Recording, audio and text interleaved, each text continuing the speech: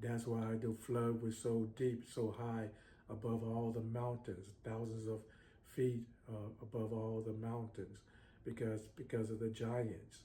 This is why today, when the historians or how you pronounce that word, people who find bones and dig them up and study them, this is why they finding bones of giant species and giant people. And so now we live in a time that we are finding evidence of giant creatures and giant uh, beings, what some people may call, based on their religious teachings, Nephilim, or how you pronounce that stuff. I'm not into all that, but you know what you people call them. But what people don't understand, um, I remember as a little child that within these different agencies of the government, these engineers and scientists and doctors, they would take the DNA and recreate um, strange creatures, what I call monsters, and have them locked up in different chambers and buildings and underground and stuff like that. And they will force both men and women to have sexual intercourse with animals.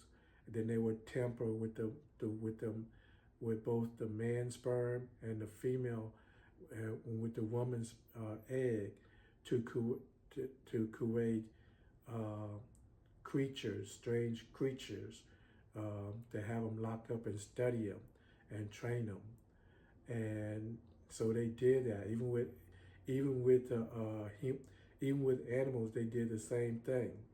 They would take their sperms or their eggs and then mix it with the I'm assuming with the DNA or whatever they got from those bones, stuff like that, to make strange creatures, what I call monsters, and so stuff like that.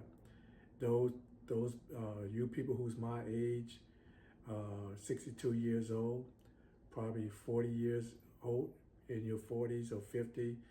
You remember in the movie It's Alive?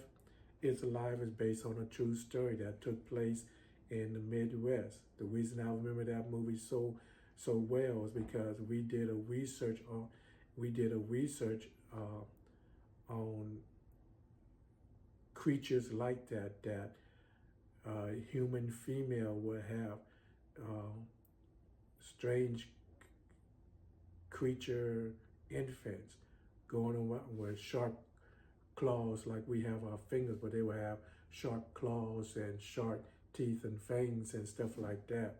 And their body be slightly deformed, but they would still look almost human.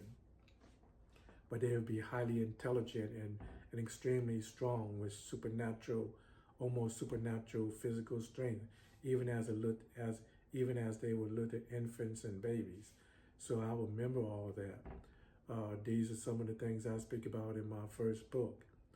And so, and let's see, this is why I don't believe in aliens and spaceships, because I remember uh, what I have seen and what I witnessed while being forced into different agencies in the government as a little child. And uh, so, so that's, so I just want to share that part, just to open up to the fact that um, now we live in a time that now man have the technology to deceive the world to believe whatever. The government have the technology to deceive the whole world, especially the people here in the United States of America, to believe in aliens or creatures from another planet, galaxy and universe, dimensions and stuff like that, and flying around in spaceships or spacecraft, whatever you want to call it. Now the government have these advanced technology to deceive you people, the civilian of the world, especially here in the United States of America. You people don't have no idea how much the government is behind all this stuff, just deceiving you people. I know many of y'all are not going to believe because most of y'all believe in UFOs and aliens from other planets. But what y'all fail to understand, why do you think that when they go to other planets, like the moons and um, Mars and stuff like that, it's very dormant? Those planets don't have uh, the life forms of alien creatures living on it. They might have life forms of what you call it, I forget, but um, like we have in our, like in this planet, we may have all these bacterias and germs and in our planet, but that's the same thing in their planet. But they don't have alien creatures flying around in spaceship. You're not going to see that. Those planets are very dormant, and there's a reason for that. Each planet that in our galaxy and universe, those are prisons of fallen angels that's locked away or buried deep inside each one of those planets. That's why they cannot find any creatures or whatever you want to call it, any alien creatures, anything, or any civilization on those planets. Those are prisoners for a lot of the fallen angels. Same thing on this earth. There are, even in the death of our earth, we have fallen angels, what we call demons, prison within the core of our earth. Even some of the stars and the galaxies and stuff, like certain place that man is not allowed to go because we cannot breathe there or our body will compress. And so those are prisoners of fallen angels locked away until the time come in the last days and end time that God would send his angels to unlock these prisons, to let these fallen angels, what we call demons, and free to torture and kill mankind. So that time gonna come too, because that's also biblical prophecy. But we're not there yet, but we will soon be. And then let's see.